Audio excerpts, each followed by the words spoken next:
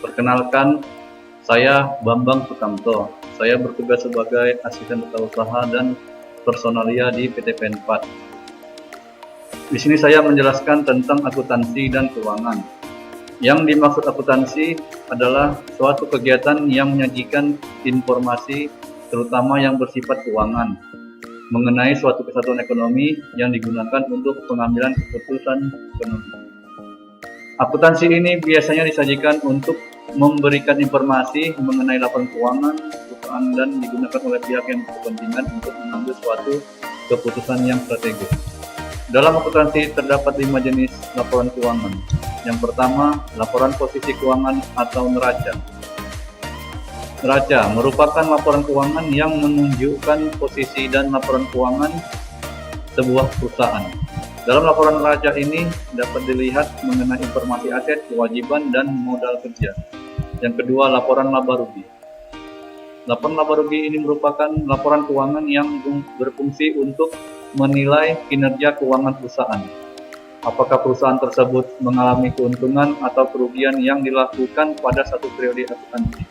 Ketiga, laporan arus kas. Laporan arus kas ini memberikan informasi tentang aliran kas perusahaan, apakah aliran itu masuk atau keluar. Selain itu, laporan arus kas juga berfungsi sebagai indikator untuk memprediksi arus kas pada periode yang akan datang.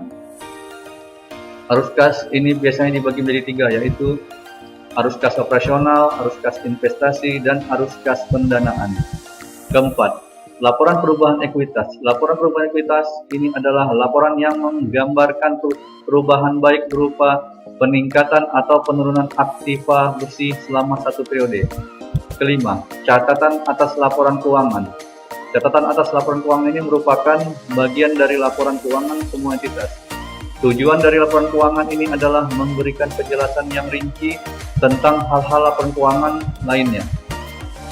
Di dalam akuntansi ini juga menjelaskan tentang klasifikasi biaya berdasarkan perilaku. Terdapat 3 jenis biaya. Yang pertama, biaya tetap. Biaya tetap ini merupakan biaya yang secara total selalu tetap pada rentang tertentu dan tidak akan dipengaruhi perubahan volume suatu aktivitas atau kegiatan.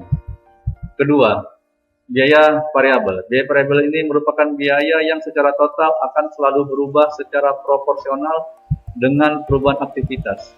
Ketiga, biaya semi variabel. Biaya semi variabel ini merupakan biaya yang pada kondisi tertentu akan berpola sebagai biaya tetap dan pada kondisi lain akan berpola sebagai biaya variabel. Selain itu, ada juga klasifikasi biaya pada perusahaan jasa. Terdapat 2 jenis biaya, yaitu yang pertama, biaya langsung.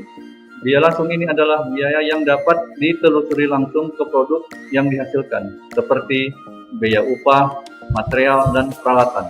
Kedua, biaya tidak langsung. Biaya tidak langsung ini adalah biaya yang tidak dapat ditelusuri ke produk yang dihasilkan. Biaya ini dikeluarkan untuk mendukung proses menghasilkan produk, misal biaya pemeliharaan bangunan perusahaan, biaya keamanan, biaya listrik, dan air. Selanjutnya, saya akan menjelaskan tentang manajemen pemasaran. Manajemen pemasaran atau juga yang sering disebut marketing manajemen merupakan salah satu jenis manajemen yang dibutuhkan untuk semua bisnis. Marketing manajemen ini menyangkut produk atau jasa agar lebih dikenal para konsumen. Oleh sebab itu, pihak perusahaan harus mengerti dengan pemahaman lengkap terkait manajemen pemasaran ini. Manajemen pemasaran harus diperhatikan oleh sebuah perusahaan karena berkontribusi banyak hal untuk kelancaran proses pemasaran yang diproduksi. Manajemen pemasaran juga bertugas mengukur dan menganalisis strategis proses pemasaran suatu perusahaan. Manajemen pemasaran bertugas sangat penting dalam perusahaan karena dengan adanya manajemen pemasaran, perusahaan bisa meraih target pasar yang diinginkan dan mendapat konsumen lebih banyak lagi.